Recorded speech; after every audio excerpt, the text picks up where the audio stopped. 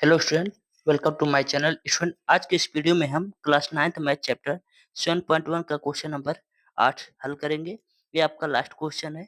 इसके बाद ये चैप्टर आपका समाप्त हो जाएगा। तो चलिए देखते हैं हमारा क्वेश्चन क्या कह रहा है।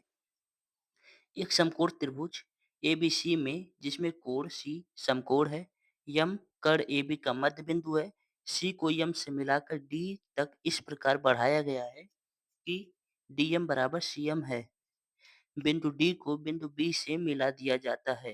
दर्शाइए कि त्रिभुज एएमसी सर्वांग सम त्रिभुज बीएमडी, कोण डीबीसी समकोण है, त्रिभुज डीबीसी सर्वांग सम त्रिभुज एसीबी और सीएम बराबर हाफ एबी। ठीक है, तो हमसे कह रहा है कि एक समकोण त्रिभुज ए बी सी है। ठीक है ना, मतलब देखिए ए बी सी, ये आपका समकोण जिसमें कोण सी समकोण है, तो इसमें कोण सी आपका समकोण है। ठीक है, उसके बाद क्या करा, यम कर्ण एबी का मध्य बिंदु है। ये जो कर्ण आपका एबी है, यम उसका मध्य बिंदु है, मतलब बीएम की दूरी जितनी होगी उतनी ही दूरी एएम की भी होगी। ठीक है, उसके बाद क्या कर रहा है, सी को यम से मिलाकर डी तक इस प्रकार बढ़ाया गया है। सी को यम से मिलाते हुए डी तक बढ़ाया गया है। ठीक है, डी तक बढ़ाया गया है कि डीएम बराबर सीएम, मतलब ये डीएम बराबर सीएम, मतलब ये दूरी आपकी इसके बराबर है। ठीक है ना, इसलिए मैंने पाई खींच दिया है। बिंदु डी को बिंदु बी से मिला दिया जाता है। ठीक है, बिंदु डी को बिंदु बी से मिला दिया जाता है, तो आपका फिगर कंप्लीट हो जाता है। तो चलिए पहला क्वेश्चन अपना हल करते हैं हम। हमसे पहला क्वेश्चन क्या कह रहा है, हमसे पहला क्वेश्चन कह रहा है कि त्रिभुज ए एम सी सी सर्वांग त्रिभुज बी एम डी सिद्ध करना है। ठीक है ना, करना है। ठीक है, तो देखिए हमें जो त्रिभुज सिद्ध करना होता है हम उसी त्रिभुज को लेते हैं। तो हम लिखेंगे त्रिभुज ए एम सी तथा त्रिभुज बी एम डी में। ठीक है ना, तो देखिए आपको क्या कह रहा है, कह रहा है आपका त्रिभुज ए एम सी, त्रिभुज ए एम सी और त्रिभुज बी एम डी, त्रिभुज बी एम डी। ठीक है, इसमें आपको सर्वांग सिद्ध करना है। ठीक है, तो आप सबसे पहले देखिए, सबसे पहले देखिए, अगर दो तिर्यक रेखाएं एक दूसरे को काटती हैं तो उसके आमने सामने के कोण बराबर होते हैं, मतलब एक कोण इसके बराबर होगा। कैसे बराबर होगा, शीर्षाभिमुख। तो लिखेंगे हम, तो हम लिखेंगे, तो हम लिखेंगे कोण, कोण A M A A M C बराबर त्रिभुज क्या, बी एम डी बराबर कोण बी, सॉरी कोण होगा त्रिभुज नहीं, बी एम डी। ठीक है, ये आपका एक हो गया। और देखिए ये बी एम रेखा ए एम के बराबर है, तो हम फिर लिखेंगे, लिखेंगे हम बी एम, बी एम बराबर ए एम। उसके बाद डी एम बराबर एम सी, लिखेंगे हम डी एम बराबर एम सी। ठीक है ना, तो आपको देखिए ये तीन तीन चीजें मिल गई। ठीक है, अतः क्या हुआ, ये आपका त्रिभुज सर्वांग सिद्ध होता है। तो हम लिखेंगे अतः त्रिभुज ए एम सी सर्वांग त्रिभुज बी एम डी। ठीक है ना, कैसे होगा, देखिए एक एंगल है और दो साइड है, तो साइड एंगल साइड से। ठीक है, चलिए क्वेश्चन नंबर 2 देखते हैं हमारा क्वेश्चन क्या कह रहा है।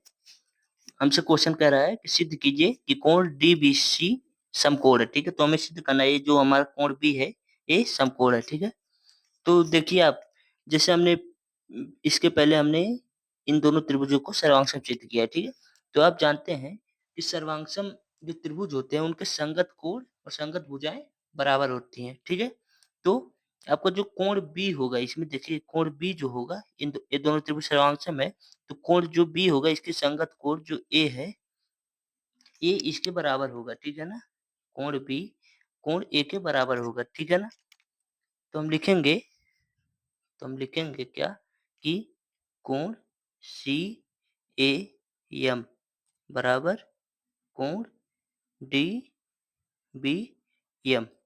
कैसे होगा ये? ये आपका CPCT नियम से होगा, ठीक है ना? ये आपका CPCT नियम से होगा, ठीक है? ये आपका CPCT नियम से होगा। उसके बाद हम लिखेंगे, देखिए, अगर ये 90 डिग्री है, तो कोण A और कोण B ये दोनों भी 90 डिग्री होगा, तो इन दोनों का योग कैसे होगा? क्योंकि त्रिभुज के तीनों कोणों का योग 180 डिग्री होता है। तो हम लिखेंगे फिर कि कोण कोण CAM प्लस कोण MBC ये बराबर कितना होगा आपका? 90 डिग्री होगा। कैसे होगा? चूँकि कोण C बराबर आपका कितना है? 90 डिग्री है। ठीक है ना? और C आपका 90 डिग्री है। और इसलिए इसलिए आपका जो DBM होगा वो MBC ये कितना होगा? ये भी 90 अंश हो जाएगा। ठीक है ना? अ, तो ये भी 90 अंश हो जाएगा। तो हम लिखेंगे इसलिए इसलिए कोण डी कोण DBM प्लस कोण MBC बराबर 90 डिग्री, ठीक है ना? मतलब D B D B M, ठीक है ना? ये और एम बी सी मतलब ये कोण और ये कोण, ये दोनों आपका 90 डिग्री हो जाएगा, ठीक है ना? तो हम क्या इसको क्या लिख सकते हैं इन दोनों को? इन दोनों को हम लिख सकते हैं कोण डी बी सी बराबर 90 डिग्री। ये आपका प्रूव्ड हो गया, ठीक है ना? चलिए स्टूडेंट क्वेश्चन नंबर 3 देखते हैं हमारा क्या कह रहा है। त्रिभुज डीबीसी सर्वांगसम त्रिभुज एसीबी हमको त्रिभुज डीबीसी मतलब इन इस त्रिभुज को इस त्रिभुज के सर्वांगसम सिद्ध करना है, ठीक है? तो हम लिखेंगे पहले क्या लिखेंगे हम? देखिए इन दोनों में इन दोनों त्रिभुज में भुजा बीसी भुजा जो बीसी है इन इस त्रिभुज में और इस त्रिभुज में बीसी भुजा कॉमन है तो हम लिखेंगे बीसी बराबर बीसी कैसे? उभय निष्ठ उभय निष्ठ हो जाएगा, ठीक है ना? ठीक है? और देखिए आपका जो डीबी है ये एसी के बराबर हो जाएगा। कैसे हो जाएगा? क्योंकि हमने इन दोनों त्रिभुज को सर्वांगसम सिद्ध किया है तो इसकी संगत भुजाएँ भी बराबर होंगे सीपी-सीटी नियम से, ठीक है ना? तो हम लिखेंगे डीबी बराबर एसी कैसे? सीपी-सीटी से, ठीक है ना?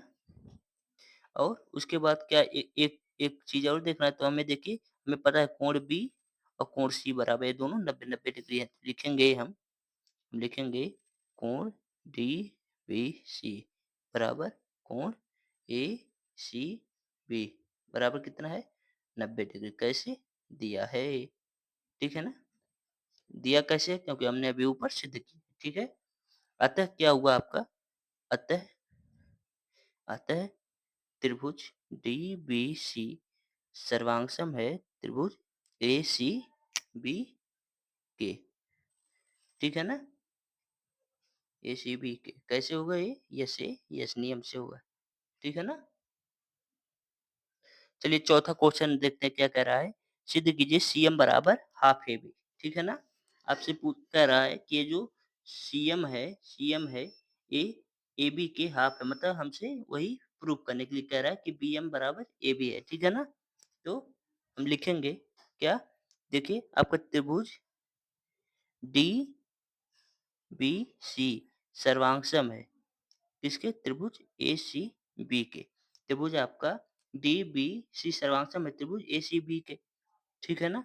तो आपका जो डीसी है डीसी डीसी है जो आपके वो ए बी के बराबर होगा। क्यों? क्योंकि संगत भुजाएं हैं हमने सिद्ध भी किया है।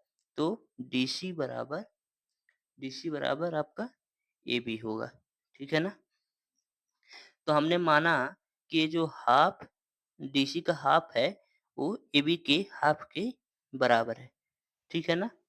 तो देखिए हाफ डीसी ए डी है और ये सी है। ये हाफ डीसी हाफ डीसी आपका किसके बराबर है?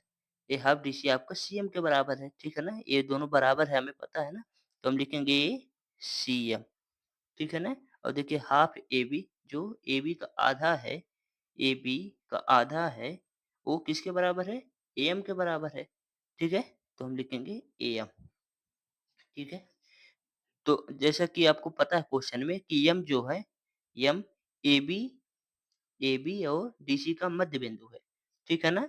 तो क्या हो लिखेंगे हम अतः अतः सीएम बराबर एबी हाफ होगा एबी का, ठीक है ना? एएम एबी का आधा ही तो है, देखिए लिखेंगे हाफ एबी एएम एबी का आधा है, ठीक है ना? आई होप दोस्तों आपको क्वेश्चन समझ में आया होगा। ये थोड़ा लेंथी क्वेश्चन था, इसको एक बार और आप वीडियो को देखिए, तो आपको अच्छे से समझ आ जाएगा, ठीक है? Thank you so much for watching.